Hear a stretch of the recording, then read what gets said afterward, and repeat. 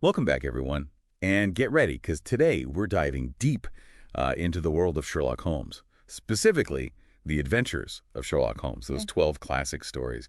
And I have to say, I'm really excited about this How one. do? There's so much to unpack there. Yeah, so we've got this collection of stories ready to go, and I'm really curious to see what we find. Well, even though these stories are fiction, they really offer a fascinating look at Victorian society and the power of, keen observation and Yeah. logic. Absolutely. And one thing that really jumped out at me, like right away, was the whole theme of hidden identities and disguises. Oh, yeah. Like all over the place. We see royalty going undercover and then everyday people leading these like double lives. And of course, you got criminals masking their true intentions. It's almost like this constant game of deception. It really is. It's like everyone's wearing a mask in Yeah. a way. And it's not just a plot device. Well- It reflects some of the anxieties of the time, that Yeah. fear of scandal Oh, for sure. and how fragile social standing could be. I mean, take the King of Bohemia in A Scandal in Bohemia, right? He's desperate to get that photograph back, and it really shows you how much power secrets held. Yeah, yeah. It makes you think about like what people would do to protect their reputation back then. Yeah. And then you have a character like Mr. Neville St. Clair from The Man with the Twisted Lip, right? I mean, he chooses to live as a beggar Right. rather than, reveal his past. A past he's ashamed of. Yeah, exactly. It makes you wonder, like, how heavy those societal expectations were Hmm. and the lengths people would go to fit in or to hide. Oh, yeah. And it's interesting, too, because these disguises, they also end up highlighting Holmes's genius Absolutely. because, he can see through them. He peels back the layers. Yeah, exactly. Yeah. He peels back those layers and reveals the truth underneath. And to me, that really shows you just how sharp his observation skills are Right. and how good he is at connecting those seemingly random details. It's Yeah. like, we're seeing him play mental chess, Yeah. and he's always a few steps ahead. A few moves ahead. Yeah, exactly. Yeah. And speaking of, playing a game, the range of cases in these 12 stories is really amazing. I mean, we go from international intrigue in A Scandal in Bohemia to a locked room mystery in The Speckled Band. Each one feels like its own unique puzzle. It does. Yeah. And we see Holmes deal with everything from missing persons cases, like in a case of identity, to, those elaborate schemes like in the Red-Headed League. And what I find remarkable is that Doyle, he manages to make each case feel fresh Right. and compelling, even in a short story format. Yeah, he really does.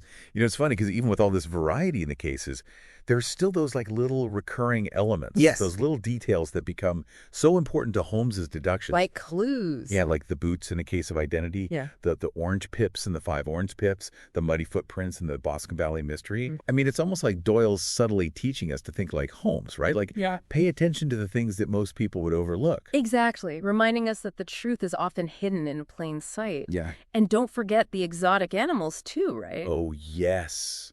How could I forget those? We've got the cheetah and the baboon in The Adventure of the Copper Beeches, the venomous swamp adder in The Speckled Band. Yeah. I mean, these creatures add a whole other layer to the stories, don't they? They really do. I mean, they're like these wild cards thrown into the mix. Yeah. And they sometimes they serve as distractions and sometimes they play a key role in the mystery, Absolutely. but they always contribute to that sense of suspense. Yeah. That feeling of like something unexpected could happen at any moment.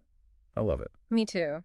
And I think those animals also hint at a darker side of Victorian society. Right. Like that fascination with the exotic and maybe the potential for danger lurking beneath the surface of respectability. Yeah. There's always more than meets the eye in these stories. Well- And I think that's part of what makes them so captivating. Agreed.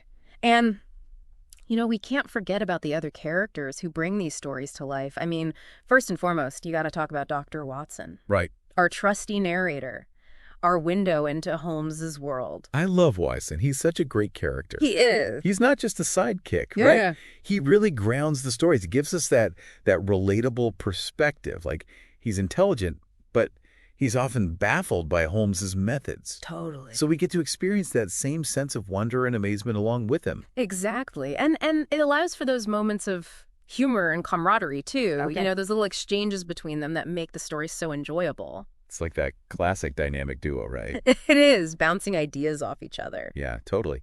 And then you have the clients themselves. I mean, each one has such a unique problem and personality. You got royalty wanting to keep things quiet, like the King of Bohemia. Mhm. And then you got everyday folks caught up in these crazy situations, like Mr. Jabez Wilson from the Red-Headed League. Yeah, poor guy. Right. And each client kind of represents a different part of Victorian society. Yes. Right. You got the wealthy and powerful, and then you got those who are just struggling to get by, and their cases often touch upon those bigger social issues of the time. Like what kind of issues? Well, like class inequality, the allure of wealth, Right. the dangers of deception, things like that. It's amazing how Doyle weaves all that into these really engaging mysteries. He was a master storyteller. He really was. And, of course, we can't leave out the villains. We got to talk about the villains. Oh, yeah. They're some of the best parts. Right. I mean, from the cunning Irene Adler, who's the only woman to ever outsmart Holmes, He's brilliant. to the menacing Dr. Grimesby Roylott in The Speckled Band. Oh, yeah, he's a creepy one. I know. Each villain poses this unique challenge to Holmes's deductive skills. They keep him on his toes. Yeah, they do.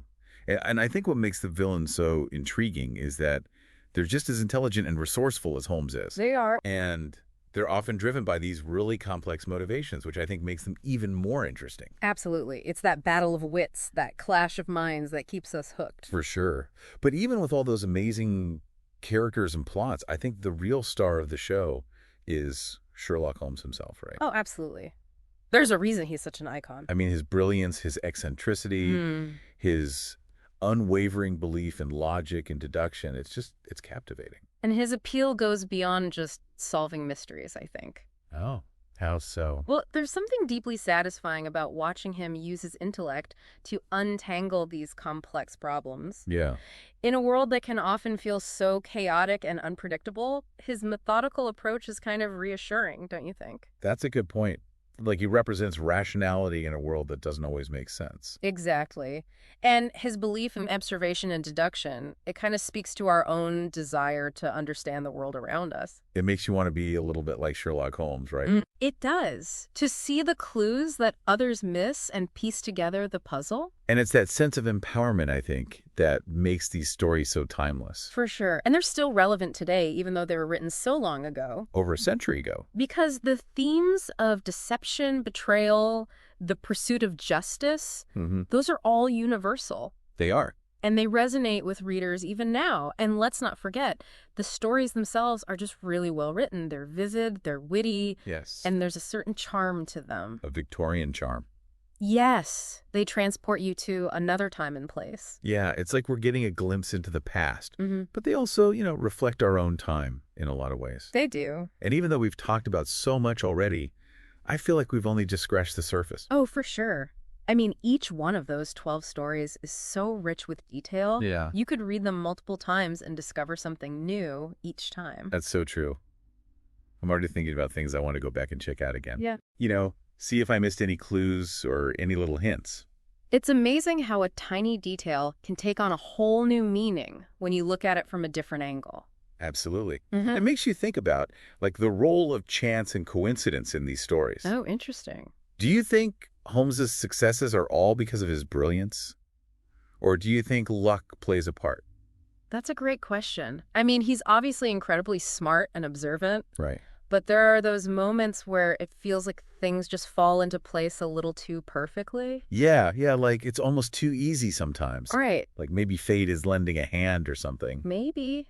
Or maybe it's just that Holmes's perception is shaped by his belief in logic and order. That's an interesting thought. Like he sees patterns where others see chaos. Yeah. It's like the stories are hinting that even the most brilliant minds can't control everything. There's always an element of the unknown. Exactly. Which I think is part of what makes them so exciting to read. Absolutely.